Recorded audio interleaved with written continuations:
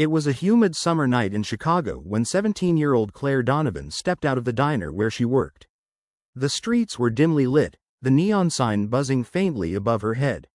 She pulled her jacket tighter and walked quickly, hoping to catch the last bus home. Claire had worked late shifts before, but tonight felt different. There was a strange heaviness in the air.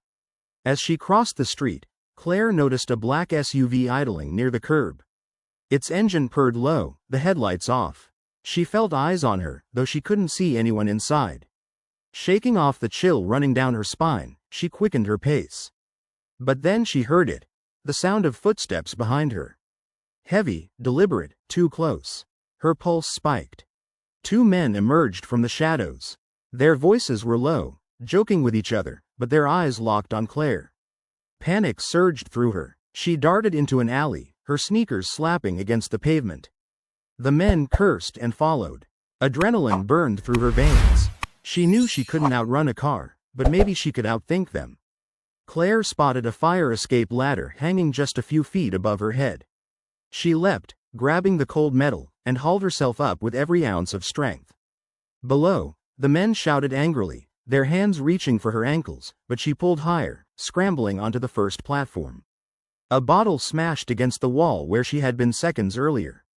Claire's chest heaved, but she kept climbing until she reached the rooftop. From above, she could see the black SUV repositioning at the end of the alley.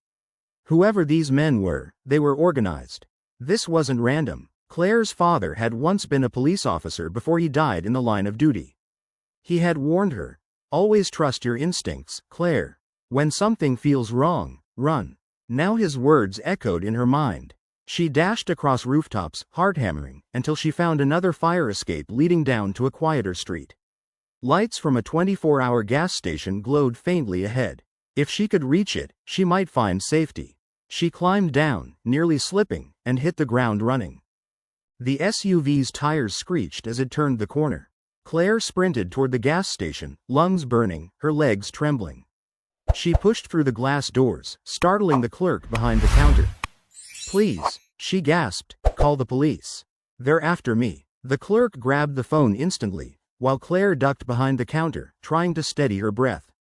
Moments later, the black SUV rolled past slowly, its tinted windows scanning. Then it vanished into the night. Within minutes, two patrol cars arrived, lights flashing. Detective Marcus Hale stepped out, a tall man with sharp eyes and a reputation for solving the city's darkest cases. He listened as Claire recounted every detail: the SUV, the men, the chase. Marcus knew the city well, and her description matched a gang under investigation for months, a crew suspected of trafficking, extortion, and worse. They often targeted vulnerable young women. Claire had narrowly escaped becoming another victim. Hale promised her protection and began digging deeper. Surveillance cameras confirmed her story: the SUV circling the diner, the men following her, the chase through the alley. But the gang was clever. Their license plates were stolen, and their faces hidden. Still, Claire had survived, and her testimony gave the detectives leverage to intensify their investigation. Days turned into weeks as police cracked down on the gang's operations. Undercover officers tracked the SUV to an abandoned warehouse on the south side. Inside, they found weapons, stolen IDs, and evidence tying the group to multiple crimes. Claire's escape had given them the lead they needed. When the arrests finally came, it was front-page news. Headlines read, "Teen narrowly escapes criminal gang in late-night pursuit." Claire sat with Detective Hale in the station, her hands trembling but her voice steady.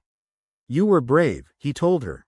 "Most wouldn't have made it out alive." She thought of her father, and for the first time in weeks, she smiled faintly. Claire returned to her normal life, though nothing felt quite the same.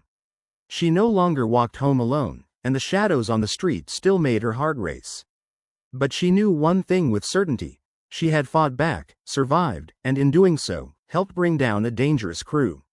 And though fear lingered, so did strength. Some nights, when the city felt too quiet, she would hear her father's words in her mind again. "Trust your instincts. Run when you must. Fight when you can. And never, ever give up."